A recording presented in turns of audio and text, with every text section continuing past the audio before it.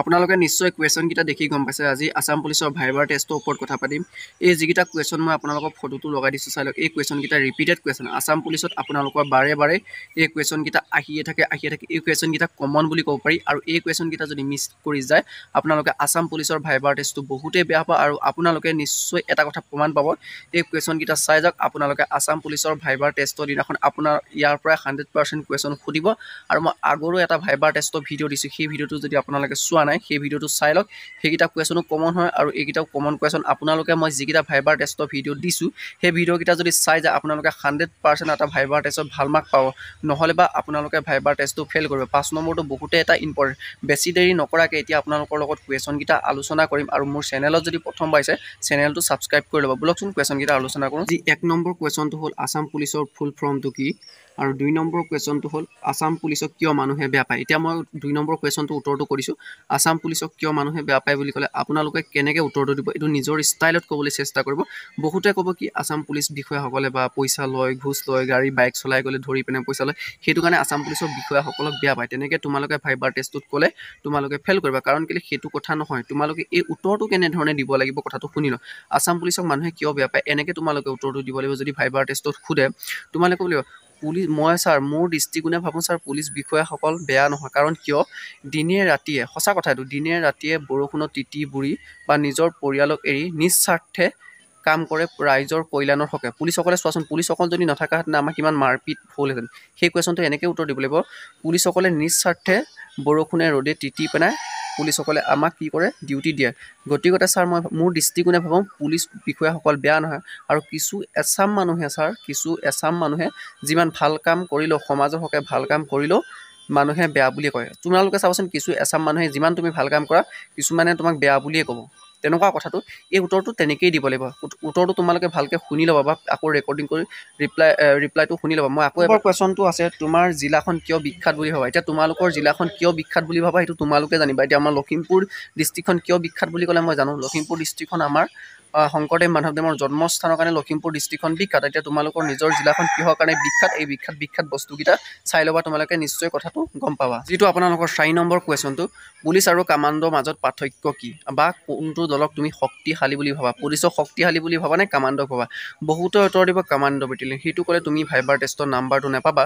তুমি এই প্ৰশ্নটো উত্তৰ এনেকৈ দিব লাগিব ধুনীয়াকৈ। প্লিজ কাইণ্ডলি মন দি শুনিবা। যদি এটা ভাইবাৰ টেষ্টত তোমালোকে ভাল মাৰ্ক এটা আনিম বুলি যদি ভাবা, তুমি এনেকৈ উত্তৰ দিব লাগিব, পুলিচ আৰু কামাণ্ডোৰ মাজত কোন শক্তিশালী বুলি ক'লে তোমালোকে কামাণ্ডো নক'বা, উত্তৰটো এনেকৈ দিবা। শুনি লোৱা উত্তৰটো।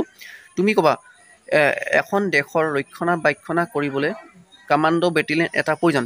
দেশ এখনৰ মানে যিকোনো বিপদ আপদ হ'লে কোনে কৰে, এখন কামাণ্ডো বেটেলিয়নটোৰ প্ৰয়োজন। মানে দেশ এখনৰ ৰক্ষা কৰিব হ'লে আমাৰ কামাণ্ডো বেটেলিয়নটোৰ প্ৰয়োজন। মানে অসমখনৰ যদি কিবা প্ৰব্লেম হয় অসম পুলিচৰ বিষয়াসকলতকৈ কামাণ্ডো বেটেলিয়নটো প্ৰয়োজন।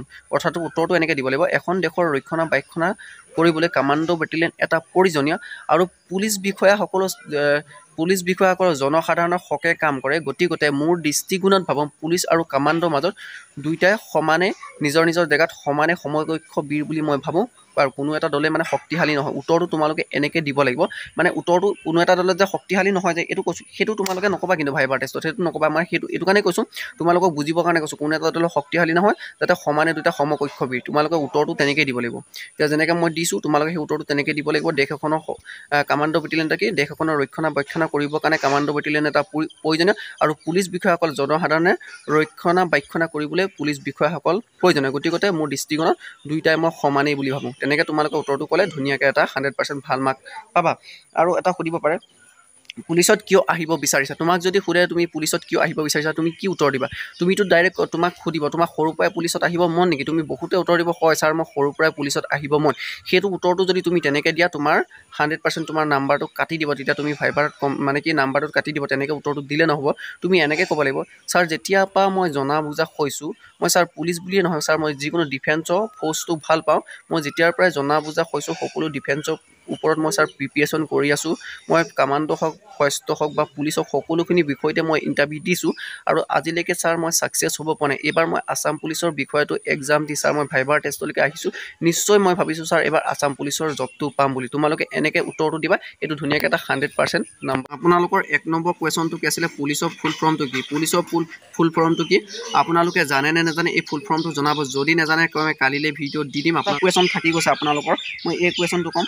অসম অসম আৰক্ষী মুখ্য কাৰ্যালয় ক'ত অৱস্থিত অসম আৰক্ষী মুখ্য কাৰ্যালয়টো ক'ত অৱস্থিত সেই উত্তৰটো দিব লাগিব অসম আৰক্ষী মুখ্য কাৰ্যালয়টো অৱস্থিত আপোনালোকৰ গুৱাহাটীত অৱস্থিত উলুবাৰীত আপোনালোকে সেইটো ক'ব লাগিব গুৱাহাটী অৱস্থিত উলুবাৰীত অসম কাৰ্যালয়টো অৱস্থিত অসম আৰক্ষী কেতিয়া গঠন কৰা আছিল অসম আৰক্ষী কেতিয়া গঠন কৰা আছিল 1826 চনত অসম আৰক্ষী গঠন কৰা হৈছিল এনেধৰণে আপোনালোকে এইকেইটা উত্তৰ এনেকৈ দিব লাগিব এই মই যিকেইটা কুৱেশ্যন 7টা কুৱেশ্যন আজি আলোচনা কৰিলোঁ এই কুৱেশ্যনকেইটা ভালকৈ চাই যাব আপোনালোকে যদি নাজানে মই কালিলৈ ভিডিঅ' দি দিম আপোনালোকে চিন্তা কৰিব নালাগে আজি 7টা কুৱেশ্যন আলোচনা কৰিলোঁ 7টা কুৱেশ্যন আপোনালোকে ধুনীয়াকৈ ভিডিঅ'টো চাব আৰু যিমান পাৰে আপোনালোকে 7টা কুৱেশ্যন মই যিটো উত্তৰ দিলোঁ সেইটো ছিষ্টেমত ক'লেও হ'ব যদি আপোনালোকৰ নিজৰ ষ্টাইলত ক'ব পাৰে বেছিকৈ ভাল হ'ব আপোনালোকে নিজৰ ষ্টাইলত ক'বলৈ চেষ্টা কৰিব এইখিনি অতিকে বহুত প্ৰয়োজনীয় হয় কুৱেশ্যন আৰু ভাইভাৰ টেষ্টত নিশ্চয় ভাল হ'ব আৰু মোৰ চেনেলত যদি প্ৰথমবাৰ আহিছে চেনেলটো লাইক কৰিব শ্বেয়াৰ কৰিব ছাবস্ক্ৰাইব কৰিব আৰু যিমান পাৰে ভিডিঅ'টো শ্বেয়াৰ কৰি দিব আৰু কালিলৈ আপোনালোকক মই ভিডিঅ' আনি দিম আৰু পুলিচৰ ফুল ফৰ্মটো কি কালিলৈ মই জানি দিম আৰু আপোনালোকে ভিডিঅ'টো শ্বেয়াৰ কৰি দিব এইখিনি বহুতেই ইম্পৰ্টেণ্ট আৰু আপোনালোকে কুৱেশ্যনকেইটা নিজৰ ষ্টাইলত ক'বলৈ চেষ্টা কৰিব তেতিয়া আপোনালোকে এটা ভাল মাৰ্ক পাব বা মই কোৱা ছিষ্টেমত ক'লেও আপোনালোকে এটা ভাল মাৰ্ক পাব কুৱেশ্যনকেইটা বহুতেই ইম্পৰ্টেণ্ট আজি যিকেইটা দিলোঁ আৰু আপোনালোকৰ পৰা এটাই আশা কৰিলোঁ ভিডিঅ'টো যিমান পাৰে সকলোকে শ্বেয়াৰ কৰি দিব